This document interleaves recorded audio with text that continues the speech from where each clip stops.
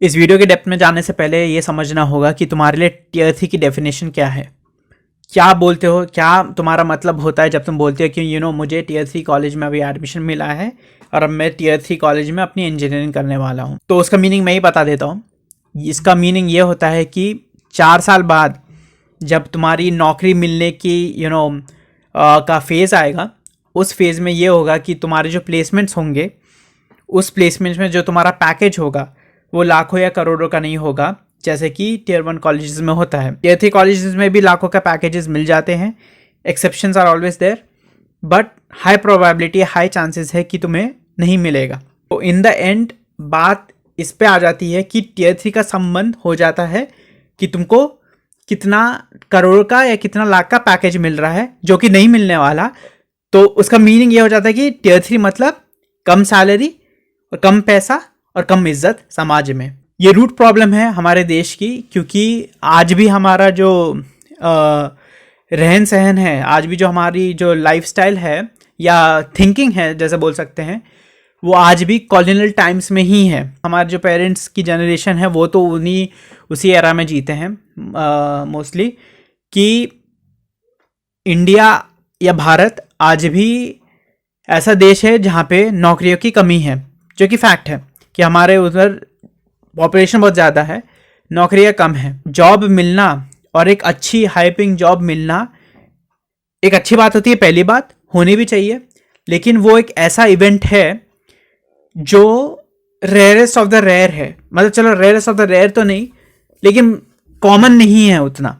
So I know कि मैं अपने आप को वापस रिपीट कर रहा हूँ, that I am repeating my self, कि टीयर 3 का संबंध इससे है कि तुम्हारा जो पैकेज होगा वो कम होगा, वो तुम्हारे एक्सपेक्टेशंस के अराउंड नहीं होगा। टीयर 3 का मीनिंग इससे नहीं होता कि तुम्हें दुख इसलिए इस बात से नहीं होता कि तुम अब टीयर 3 कॉलेज में हो तो तुम्हें जो क्वालिटी ऑफ एजुकेशन जो प्रोवाइड की जाएगी उसमें प्रॉब्लम्स होंगी, वो तुम्हारा फोकस नहीं होता है। तुम्हारा फोकस ये होता है कि 4 साल बाद जब जो तुम्हारे और दूसरे फ्रेंड्स हैं जिनको टीयर 1 कॉलेज में एडमिशन मिल चुका है IIT NITs में, वो तुमसे ज़्यादा पैकेज उखाड़ेंगे, वो तुमसे ज़्यादा पैसा कमाएंगे और तुम बहुत कम पैसा कमाने वाले हो और तुम्हारे पास अच्छी खासी जॉब नहीं होगी। और ये एक बहुत जेन्युइन विचार है, जेन्युइन थॉट है, क्योंकि हर कोई चाहता है कि उसके साथ अच्छा हो।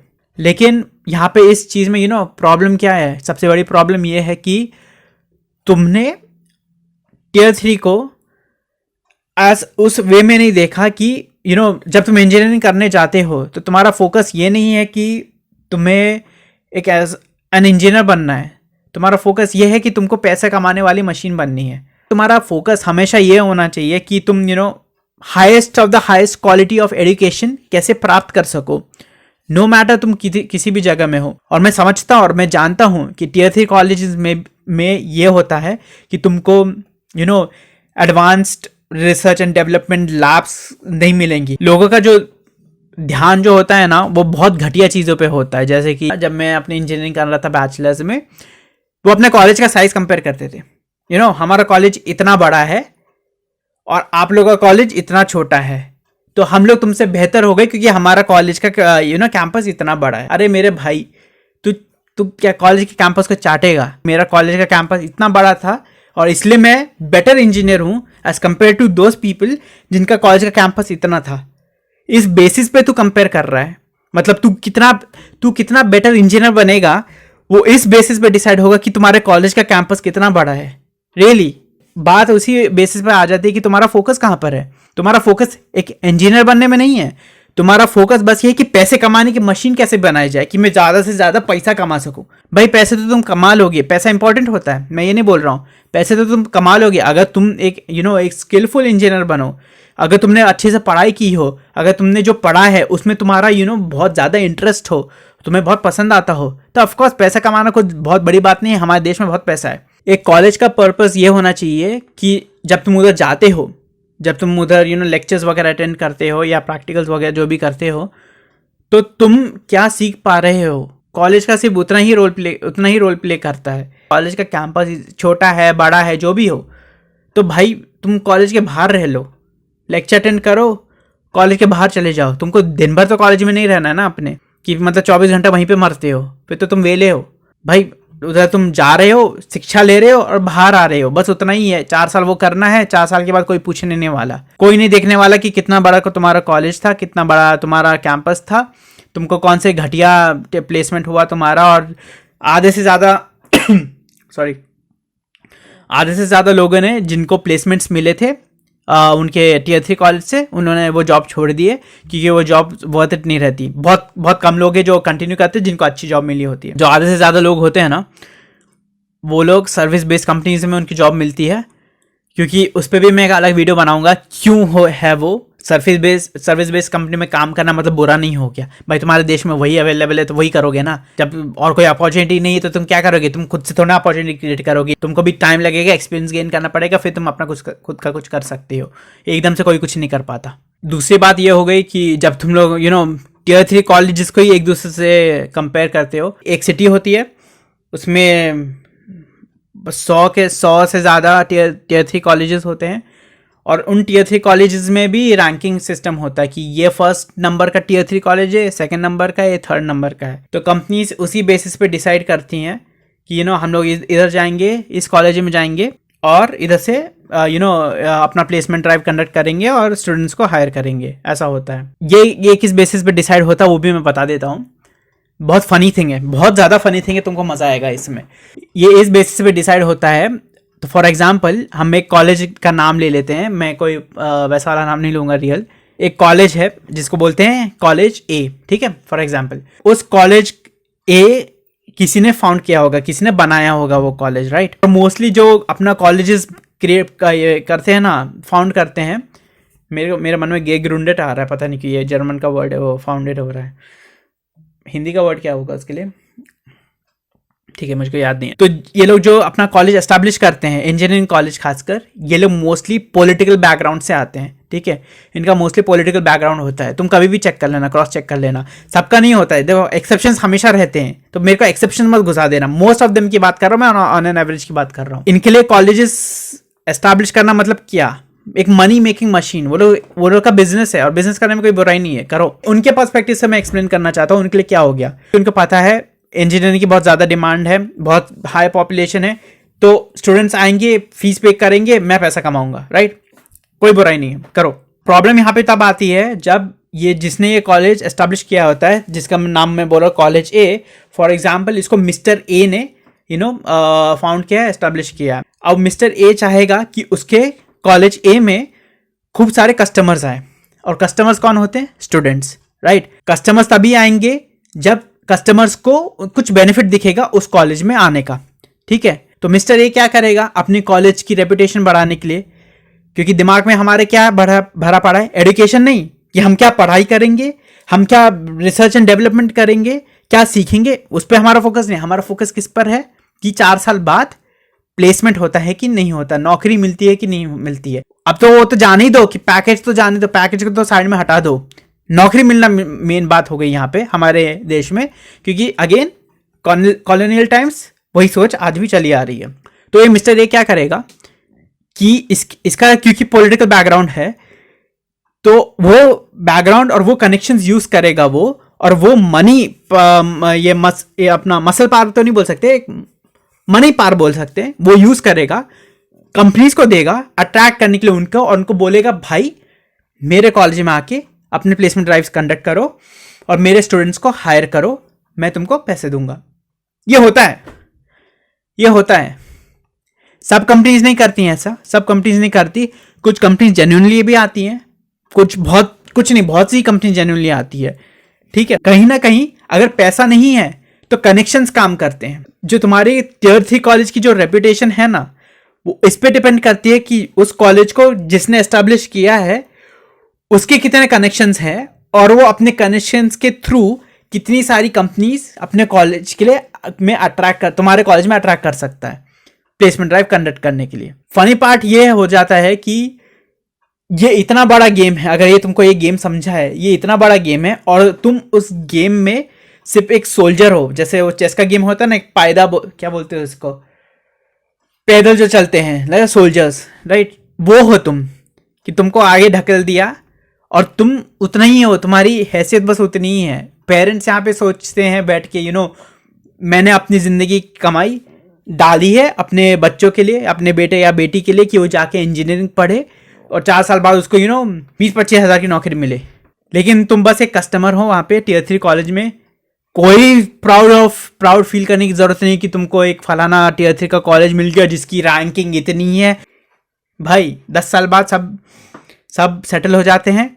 जिसको सच में पढ़ने की इच्छा होती है ना, वो Tier 3 में रहकर भी बहुत कुछ गेन कर लेता है। और आजकल तो इंटरनेट इतना एक्सेसिबल है कि तुम घर पे बैठे ऑक्सफोर्ड यूनिवर्सिटी में कोई पढ़ा रहा, हार्वर्ड यूनिवर्सिटी में कोई लेक्चर्स हो रहे, तो वो तुम ऑनलाइन देख सकते हो।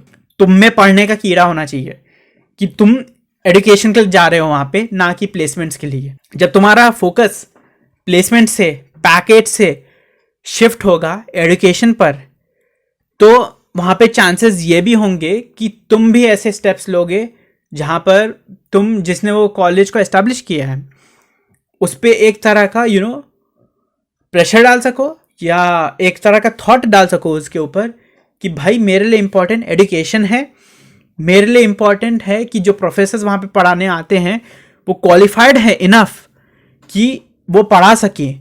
तो उससे क्या होगा, प्रोफेसर्स जो सच में पढ़ाना चाहते हैं, जिनकी सच में इच्छा है कि भाई मैंने पढ़ाई की है और मैं चाहता हूँ जो मैंने सीखा है वो मैं स्टूडेंट्स को देना चाहता हूँ, तो वैसे प्रोफेसर्स हायर होने चाहिए। उनकी सैलरी भी अच्छी होगी और तुम्हें भी कुछ सीखने को मिलेगा। और 4 साल बाद नौकरी ना मिले, 5-6 साल बाद तो मिल जाएगी। क्योंकि देखो, नौकरी मिलना एक बहुत बड़ा प्रोसेस होता है हमारे देश में खासकर। क्योंकि कभी भी ये एक्सपेक्ट मत करो अगर तुम Tier 3 कॉलेज से ग्रेजुएट हो रहे हो तो एकदम से जॉब मिलना चाहिए, अगर नहीं मिला तो तुम फेल हो। ऐसा थोड़ी होता है भाई, थोड़ा प्रयत्न करना पड़ता है। और हमेशा तुम मास्टर्स कर सकते हो, और तुम एक बार अब्रॉड आ जाओगे तो भाई फिर तो जाने ही दो। फिर तुम्हें कुछ सोचने की ज़रूरत नहीं पड़ती। तुम यहाँ पे थोड़ा सा स्ट्रगल रहता है इनिशियली। ऐसा नहीं कि यहाँ पे आ गए तो सब एकदम जादू से हो जाता है कि जादू की छड़ी घुमाई और सब हो गया, ऐसा नहीं होता। लेकिन यहाँ पे तुमको अपॉर्चुनिटीज़ मिल जाएंगी यहाँ पे, क्योंकि एजुकेशन सिस्टम स्ट्रांग है। तो तुम ना चाह के भी तुमको जब वो एक्सपोजर मिलेगा, तुमको जब अपॉर्चुनिटीज़ मिलेगी कि तुम पढ़ाई के साथ साथ तुम काम कर रहे हो, तुम किसी रिसर्च प्रोजेक्ट पे, किसी कोई प्रोफेसर वो तुमको हायर करता है और तुम उसके रिसर्च प्रोजेक्ट में एज अ ट्रेनी बोल सकते हो या एज अ स्टूडेंट हेल्पर काम कर सकते हो। तो तुम पैसे भी कमाते हो और तुम्हें वर्क एक्सपीरियंस भी मिलता है। और जिसके पास वर्क एक्सपीरियंस होता है उसके पास स्किल्स आती है, जिसके पास स्किल्स होती है उसको जॉब मिलती है, और अच्छी से अच्छी जॉब मिलती है। अपना फोकस पैकेज या प्लेसमेंट से उठाकर एजुकेशन पे डालो। मेरे को हाई क्वालिटी एजुकेशन चाहिए। अगर मेरे कॉलेज के प्रोफेसर्स नहीं प्रोवाइड कर सकते तो वो कॉलेज सिर्फ डिग्री के लिए है कि नाम की डिग्री है, लेकिन मैं खुद से पढ़ूंगा, मैं खुद से रेफरेंस बुक पढ़ूंगा। अगर तुम्हारे पास बुद्धि होगी तो तुमको पता होएगा।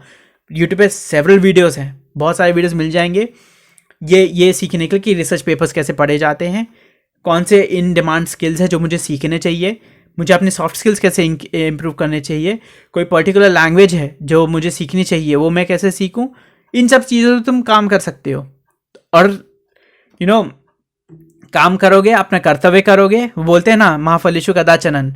भाई अपने कर्म पे फोकस करो, तुम्हें फल मिलेंगे। उसके फल पे तुम्हारा कोई कंट्रोल नहीं है, पर अपना कर्म तो करो, एटलीस्ट अच्छे से करो और शिफ्ट करो अपना फोकस। सही डायरेक्शन में अपनी एनर्जीज लगाओ।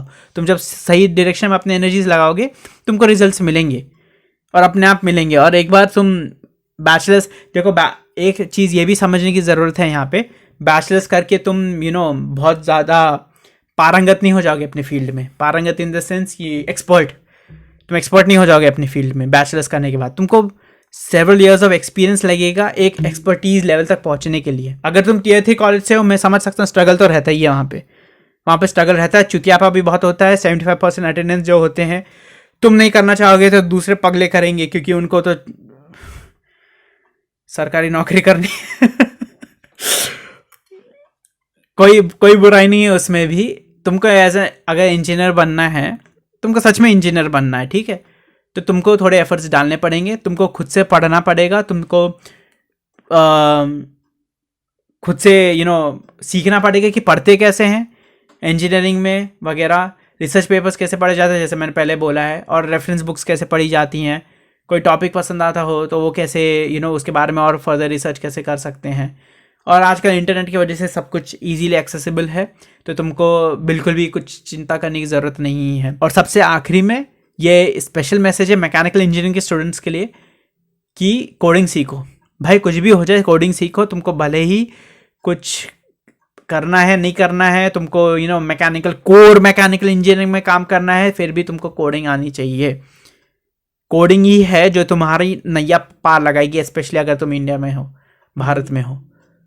कोडिंग सीखो, कभी रेगरेट नहीं करोगे अपनी ज़िंदगी में, कभी भी रेगरेट नहीं करोगे। इस पर एक सेपरेट डेडिकेटेड वीडियो बनाऊंगा मैं, पर अभी के लिए बस इतना ही। Thanks a lot for watching this video. आपको इस वीडियो से कुछ वैल्यू मिली होगी तो please like this video and subscribe to this channel as well. और भी ऐसे सच वीडियोस आएंगे। And please share this video among your friend circle or people who are going through the same phase. And yeah, see you next time then. Bye.